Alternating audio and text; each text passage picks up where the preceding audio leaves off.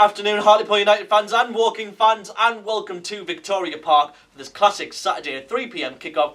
Hartlepool United taking on Woking. It is 2nd versus 18th, and this is the Pools preview show. Bit of breaking news to bring you from Victoria Park this week. Yesterday we announced we are now officially partners with Teesside Airport, and they will be sponsoring the Neil Cooper stand. So let's go back to yesterday. Let's have a little bit more of a look about that sponsorship deal.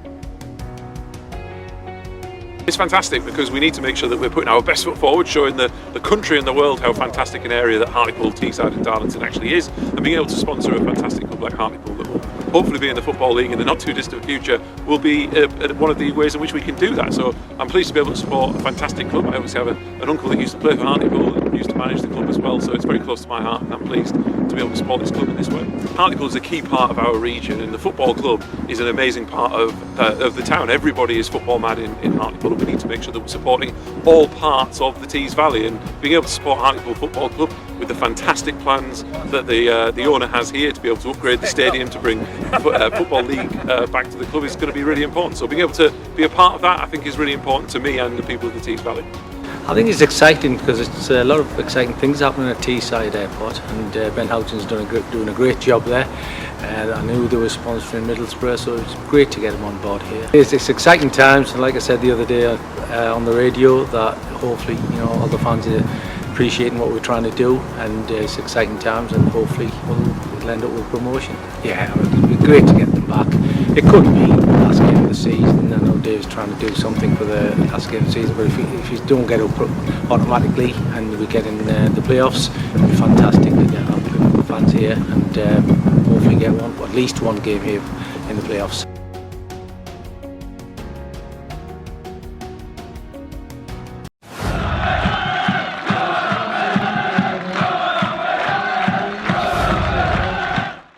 So there was everything from yesterday regarding that new sponsorship deal, but let's get straight into the action for today. We'll have a little look at our opponents Woking, as yesterday I also spoke to the manager Alan Dowson, who gives us a bit of an insight on his team season so far and what he expects from today's game.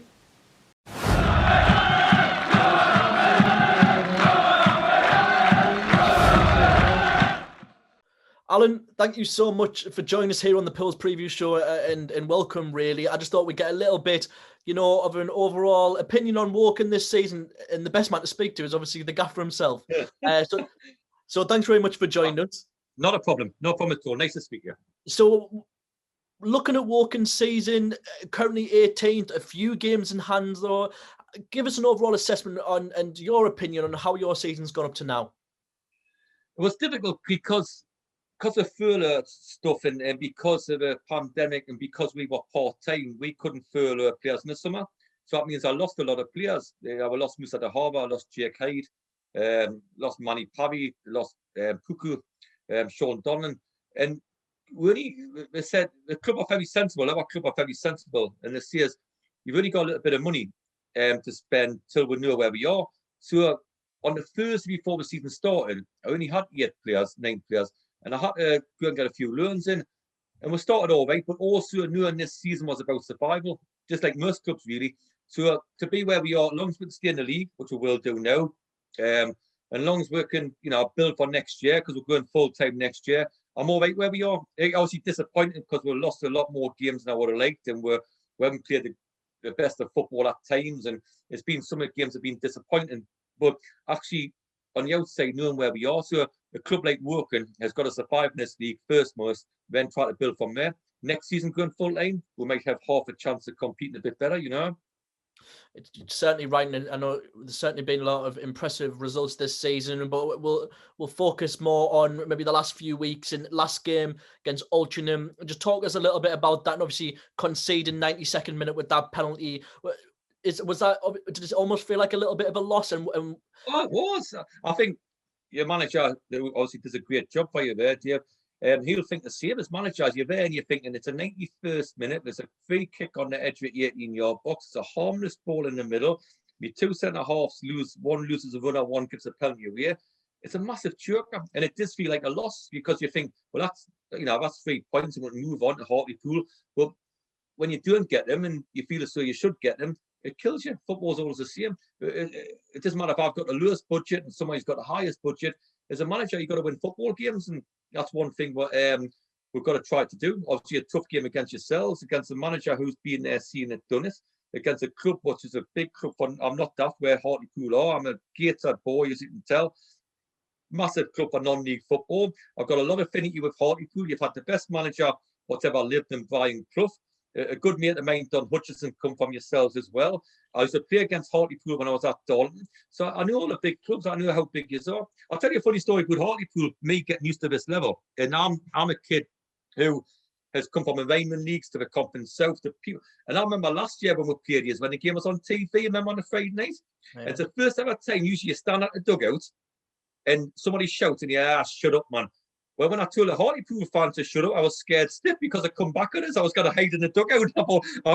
I wanted to apologise, because usually you get banter and you get it. Oh, yeah, but the Hartlepool fans want to happy and they come back at me. I thought, crikey, I better watch myself here. But went out in Hartlepool on night time, went night clubbing somewhere, made me chairman and had a great night. So I've got a lot of affinity with Hartlepool. I think you've got a great support base. I think it's a fantastic club. I think you've got a very good manager who's, been there, seen it, done it at EFC Bale and stuff. So the bottom line is, I wish Hartlepool all the best. They should be in the Football League. And I'm living life at working. I want to build our club up to be like Hartlepool I do. So I do think you've got a lot of things going for you there. I was just literally going to mention about Hartlepool and we talk about your results, and one of the results that I can imagine you were over the moon with was obviously back in December at your place when we had a few fans in as well. That 3-0, obviously, I think Dave Challinor even admitted we just didn't show up that day. But one of the comments that you made before the game was, and you kind of little touch on it there, was you said little old Woking against Hartlepool. Is that, just explain them comments for us, and is that the same mindset that you've got going into Saturday? I think so, because 30 years ago, this club was a big club in non-league football, but that's when it was non-league, Now it's a football, it's a 5th division in it, that's what it is. And when you look at Hartlepool, I'm very proud to play against Hartlepool because in the managing where I've managed, it's a massive scalp. And then, I remember the Hartlepool game, I came up to watch it against Kings Lynn the day before and tried to do my homework, and we managed to win 3-0, but it's a massive scalp for us, Going to Hartlepool, I'm looking at my board of players there, they're all part-time footballers, all got jobs ahead. It's hard to leave at a certain time on a Friday because of work, so we'll have to leave at a different time. A lot of times we can't go on a weird travel because the lads work. A lot of times our players come, we can't do 7 o'clock kickoffs because the lads work. So it is a little bit of a handicap, a little bit. But when we go up against somebody like Hartlepool, I'm not daft. I think they're one of the biggest clubs in the league by a million miles. I know the fan base. And when we went there last season in the corner singing and very passionate, and because I'm a North East lad myself, I know the passion of the place, and I know what it means to the football world means to the North East. I feel like with working, we can play a little working card about the part-timers I'm talking about, the young lads who've got the team. We'll have a go at Hartlepool on Saturday. We'll go there in full spirit. We'll have a right crack at it and see where it takes us. But it does have its disadvantages, if you like, being part-time, because we only see them once a week. I've got a lad living in Torquay, so I never see him at all. I've got a lad living in Birmingham. I never see him till a match day. And I'm looking forward to next year, being a full-time manager, where I can actually work on patterns of play and things like that. Sometimes we are very much off the cuff. And but we'll play it with strengths, and we're it's a great game for us. And there's no comparison about the two clubs at the minute. But one day I would like to try to make us as big as Hartlepool. Of course, I've got ambition to try to do that. But I do know where Hartlepool is. As Sunderland, Newcastle. I've got Sunderland first. I'm a Sunderland fan. The Sunderland, Newcastle, then Hartlepool, then Dalton. And you got Middlesbrough as well. But I know that's to be sort of I always look for, because I was brought up as a Sunderland fan, and you look for Newcastle scores, you look for Middlesbrough scores, you look for Dalton, Hartlepool, Carlisle scores. It's a football nutty world, and that's why still to this day, after a game, I'll look and see how Hartlepool get on, how Dalton get on, how Gateshead get on. You do look for the North East scores, Yeah, completely. And you talk about your squad there and being part-time, but you have brought a few additions in recently. And one addition you brought in, very familiar to Hartlepool fans, is forward Nico Muir. What was the reason bringing in Nico? A lot of love for Nico Muir at Hartlepool, and I mean, from a Walking point of view, you'd love him to come on and score against his old team, wouldn't you? Of course he wouldn't. He would like to do the same, but he talks very warmly about Hartlepool, Nicola. I spoke with dear, and I just, because we haven't got a centre forward for a while, and you're thinking he was at Hampton Richmond and their league's finished. And I think about nick him for money cheap and do that. And I'm just trying to wheel and deal the best I can. Nick has come in. He's had some games. He holds the ball up well for me. He's a lovely boy. He's a lovely boy. He is. And we're trying to nick players here. Even today, I've tried to nick a young kid for peanuts really, just to try to make ends meet, because we're all the football world's very sad. We're going to lose hundreds of thousands we could do if we're not careful, and we can't afford to do that. And I'm well aware where we are. So we're doing pay big wages. We're doing we're doing give money for nothing. So if I've got to furlough a few players, that's what I have to do just to try to make ends meet. That's all we do. But at the same time, you want to be competitive. At the same time, you want to go to Hartlepool and have a go. And I'll look forward to coming to the North East. I really will. So getting on to the game, I know you spoke a lot about Hartlepool there, but specifically about our Saturday kickoff, what are you expecting from the game? As you've mentioned, your team obviously come up, have a go, and Hartlepool undefeated at the Vic in quite a few weeks now. But what are you expecting from the actual game? I expect a tough game because you've got a manager who knows what he's doing. You've got players who are good players. We had the lad Shelton here last season, and but the bottom line is, like for us, we go to yourselves, we go to Notts County. It's ridiculous to sit behind the ball and just hope for the best. We've got to come at you and have a go. And that's what I'll do. It's no tactics with us. We're going to come and have a go at you. That's what we'll do. We'll go in attacking third. We'll try to take a game on you. We won't be sitting men behind the ball and just seeing the game out. We won't be just making up the numbers.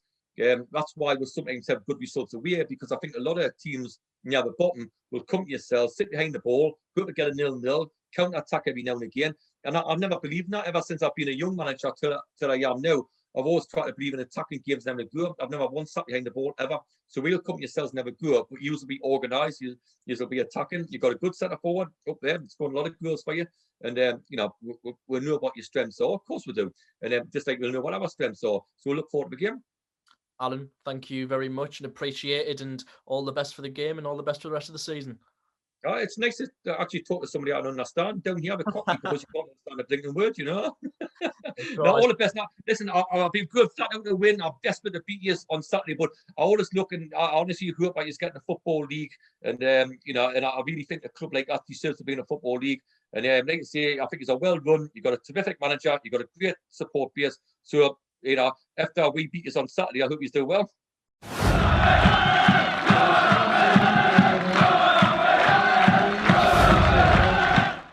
So there was Alan Dowson, the Woking manager, talking a little bit about his team and what he expects from today. In terms of Hartlepool, they come off the back of Tuesday night's 2-2 draw. So let's jump straight into the action and see Dave Challinor's instant reaction.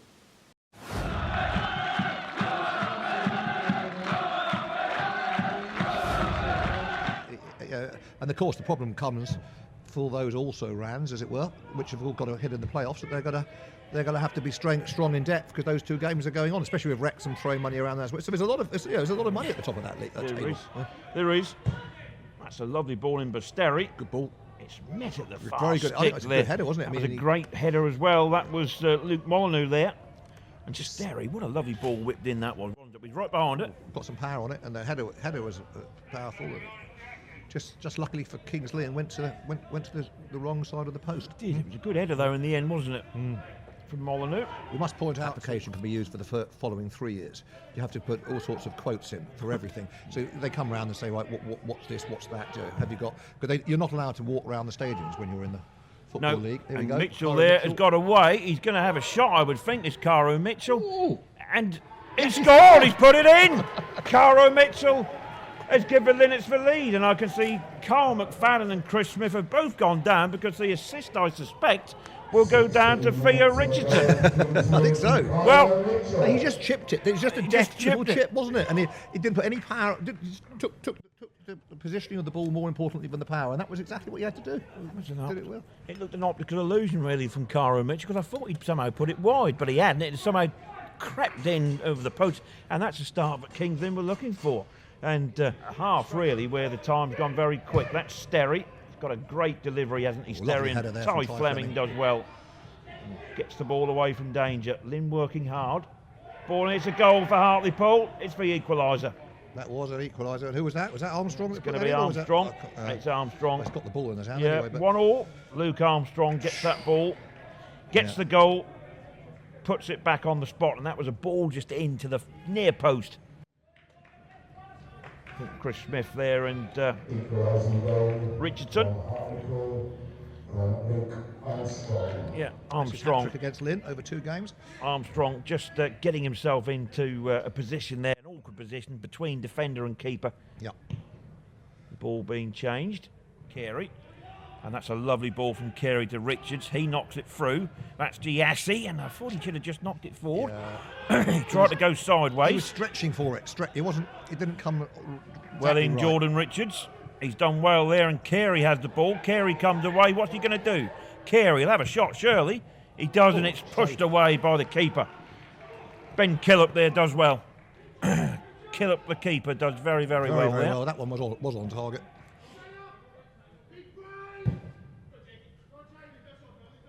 Kick forward by Richardson. That's a great ball for Carey to find Mitchell. The ball across. That's nearly in from Carey. Has another chance. It's gone in! It's a second goal for Kings Lynn Town. Giassi opens his mark, doesn't it? What about that goal? And I What a wonderful goal can hear that a was few again. cheers from the grandstand. Yes. He deserves one for effort, doesn't he? But he does. That's a great goal from Michael Giassi, and the Linnets get their noses back in front just before the half-time break. It's a very, very low centre of gravity.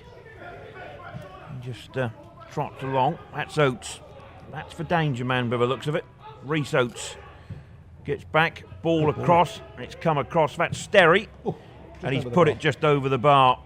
Good shot as well, because it was dipping. You can tell it hasn't gone over into the road. It's well, I was unsure, but I would suggest by the looks of it, the closest to it was Carl McFadden, who beat the ball away from Ryan Johnson. It's going to be another throw, this time from the other side. Just in front of a very impressive looking Hartlepool team coach standing outside. Ball back in, header, and it's a goal for Hartlepool. It's the equaliser, and it looks like Ryan Oates. Yep, headed into the ground and up. Has got it. It's gone in, 2-2. I'm sorry to say that has to go down as bad defending from Lynn's perspective. He was a free header. Yeah, Reese Oates with the goal. Just a free header, and put the was. power on it. He powered it into the floor, and it just bounced up to see the keeper. That was the end of it. 2-2. They really have got to be strong. It's all or nothing. It's every kitchen player, sink isn't it? time. Every player is in the Lynn. Kitchen I'm surprised sink they've sent the keeper up for Hartlepool as well. Killop hasn't gone up, has he? Here it comes. Another corner. Oh, dearie me. Referee doesn't have any idea where that's going. He looks at it and he's still not sure. I don't think. He's given it the just goal. about point. That was inches wide. That was post. inches wide. They've had. They are fantastic at corners. I have to Those corners have all been on the money. They have been. Now, in it comes. It's gone out again. The referee's still allowing it on. It's There it goes. That's the final whistle. What a 2-2 draw. That, I think, was a fair result. Remember, the Linnets took the lead through Cairo Mitchell. Luke Armstrong equalised. Michael Giassi gave Lynn the lead. But it was I think any point you sort of get is always going to be a point gained. Could we have won the game? Yeah. Did we make the game difficult for ourselves in terms of the goals we conceded? Yes. But we've probably done more than enough to grab the 3 points. But we're raising the bar a little bit, and we're becoming more and more, I suppose, disappointed when we don't win games, and that can only be a good sign.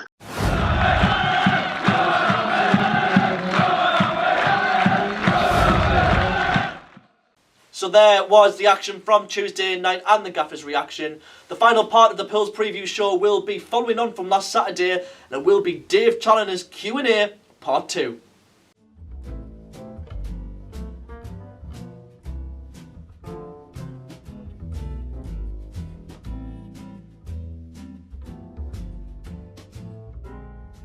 Over at Facebook now, and a question from Anthony Isgate.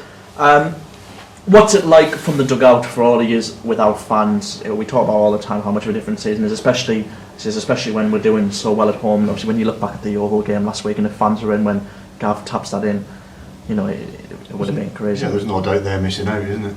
It's as simple as that. We'd love them to be here because, you know, when things aren't quite going right, they did last year anyway when they were back here. They gave us that extra lift and pushed us forward. But we have to make sure that that continue by pushing forward ourselves and creating chances and being exciting. It's what we did.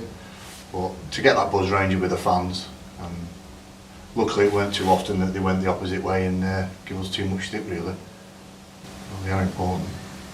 I think it works, I suppose, from a solely coaching perspective. It works the other way in the fact that you can get instruction on, you can get some more information on when this place is full or even semi-full. Trying to get information to people on the pitch is impossible. It's helped that way, but that's a minimal thing, and it's certainly not something that we had to get used to. But it's certainly not something we don't want to get used to. And like I said, when I came in, the fans can be that the important thing for us, the thing that can, again, I know it's cliche, but can be that 12th man. What we can't afford, and again, we're responsible for that as a group. What we can't afford is for the supporters and their desire to be successful to become almost like a millstone around your neck and become too much and overbearing on people and make players' performances become affected by the environment that they're playing in. Because if we can give them something to cheer about and get them behind us, like I say, it makes a huge lift for the players.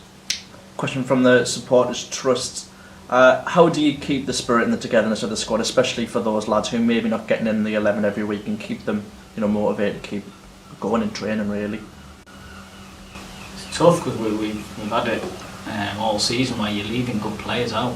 I think footballers understand only 11 go on the pitch, and as Joe mentioned, unfortunately this league we only get 5 subs, so there's always going to be those. But again, we've got a good group who understand the ups and downs of it. They understand that it's a long season, a lot of games, and it's been made clear they're all part of the plans. They've all got a part to play, and we try and do it in a way where the work they need to do it's not Groundhog Day for them. It's enjoyable work that they have to do to keep themselves right. Because ultimately, if they're not physically ready to step in when needed, then that's where the problems come. So we've got a good group in terms of staying positive, staying on board with the plan that we've got. Again, it's tough because you look at the lads that get left out, and we've got some good players not even getting kitted out for a game. So again, it's our job to make sure we keep them with us in the work we do with them and the stuff that's away from match days. Really,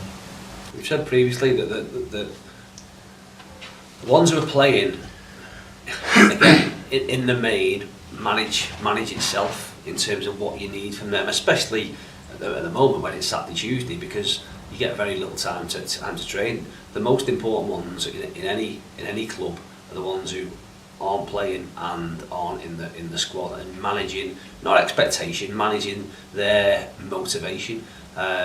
They know that, like I say, we're giving them the best opportunity by the sort of what we ask of them, the work they need to do. And I also obviously take sort of solace in knowing that we've all been there. Every single one of us of the management team have been in the position that they're in, and whether it be being injured, whether it be out of favour for a certain amount of time, we've all been there. It is part and parcel of football, and you're not going to do anybody any favours, certainly yourself, by not doing things right. Sometimes that becomes tough. That's then when we have to really look at things and I suppose look after people and get them through, because there will be tough times, because there can, I suppose, become a point where maybe there isn't sort of that bit of light at the end of the tunnel. We've got to make sure we keep providing that for them. Message from Cremo on Facebook says, probably more of a question for Jake really, the lads seem a lot fitter and keener to fight for every ball. Is this to do with a new physical training programme? Well, again, I've worked with the gaffer before, and I understand the way he wants his teams to play. We had a longer pre-season than normal this year, which seemed to take months and months with the delays and whatnot. So we had a real good chance to, in a way, not rush what we needed to do with them. So it gave us a much better base to work from. It's not a luxury you get every year. But no, I think, again, from my point of view, I'm very, very pleased with the way the lads are looking in terms of physical output. And ultimately, the end goal is to win on a Saturday. So we're doing that as well, and that would suggest that the lads have got enough in the tank to deal with the demands, go and not just survive out there, but go and actually sort of excel in what we're asking them to do. But again, without comparing it to anything that I saw myself, that would maybe have to come from you guys who saw what it was like. And again, it's a bit horses for courses really. Every manager wants different out of the team, so maybe it took time for the lads to get up to where the gaffer wanted them. But no, from my point of view, I think the lads are really taking it in the stride, and again, they've been brilliant since the day I walked in. Everyone will be, like I say, as Jake said, everyone will be different around what they want. And when we first came in, I suppose the team was set up to almost play on the counter-attack and sit in and get men behind the ball and not really be on the front foot and rely on whether it be a Jimmy or a JMO or somebody like that to counter-attack it and get away. What I wanted to do was I suppose play on the front foot and be a team that pressed in the front and got in people's faces and tried to win the ball back high up. Now, the first question we needed to ask them was, could the players do it? Because they'd not been asked to do it before, and in lots of instances they could, they just hadn't been exposed to it. There are, again, different things. You talk about pace at the back. All of a sudden, if you are further up the pitch, then you are leaving spacing behind you. And I can tell you, as a centre half, there's nothing worse than spacing behind you against quick players. So you do have to be brave to do that. But I think all that's happened over the summer, obviously Jake's come in, and the buy-in from the players has been brilliant. But they understand that what Jake puts in place for them in terms of the work they do in the load is not solely for our benefit, it's for their benefit moving forward. They should all have aspirations to be playing higher than the National League. Now, hopefully they get the opportunity to do that with us and with the club, but if not, the things they're being asked to do are requirements that will set them up for playing in League 2, in League 1, in some instances wanting to bridge that gap to sort of championship level. And if some of them are young enough, that will stand them in best sort of stead for them to achieve their maximal potential. Getting in the last two questions now. You're probably not able to say too much about, but a question really that's on every Hartlepool fan's mind. What are the chances of signing Luke Armstrong on a permanent basis, and just how much was he a part, obviously before he joined, a part of your conversations, just looking to get someone in, and how helpful has he been for the squad? Well, he's been a massive signing, hasn't he? We talked about loans before. Unfortunately, it didn't quite work out for Parky, and the chances he had, we weren't scoring enough goals, and we had the opportunity to get Luke in, and what a signing. He's a great lad. He surmises what we want. He presses, he harasses, he works his socks off. He's in that 6-yard box and need to finish him off, so he's been priceless for us. But it's just another addition to a squad really, that they need to get them balls into them areas, and that's what's happening. So if we could keep him, who knows what's part of that, it'd be amazing, wouldn't it? But that's down to the club and Luke really, isn't it? Well, if he carries on scoring, it's going to be a big problem. Yeah, listen, I suppose, like I say, in his scenario, it was about him getting back to enjoying his football. I suppose the benefit we have is he's a bit of a home bird, and he likes he's got a big family, he likes being at home, he likes being around his family, he's comfortable. That's a massive plus, but he scored goals, so there will be many suitors through the summer for Luke, and he's still got a year left at Salford, so again there are lots of questions to be answered for him. Again, being honest, that we increase our chances of keeping him for a Football League team. He's not a National League player. He's a National League player that will probably score 30 goals if he played a full season. So he's better than that. So again, it's quite obvious that in order for us to give ourselves the best chance of keeping him, we've got to be better than that. And if he can help us achieve what we want to try and achieve, or give ourselves a chance at that, then everybody benefits, and hopefully further down the line we benefit, because it goes without saying everyone's looking for goal scorers, and he is that. He's certainly that. He's proven wherever he's been, and gets the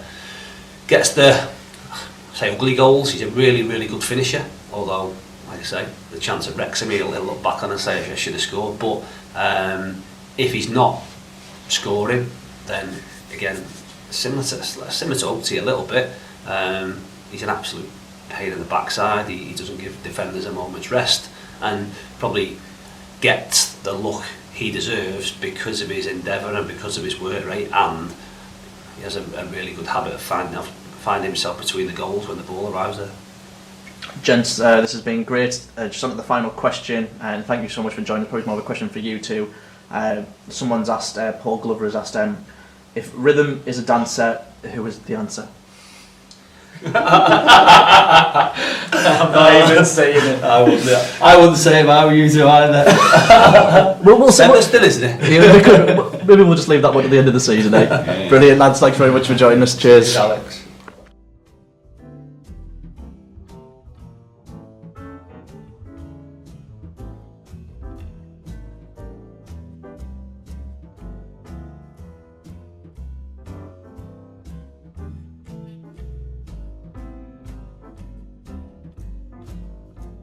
So that is all we have time for here on the Pools Preview Show. Thank you so much for joining us, and you can join us live on the live stream next with myself and former Poolie Tommy Miller as we bring you from Victoria Park. It's Hartlepool United taking on Woking FC.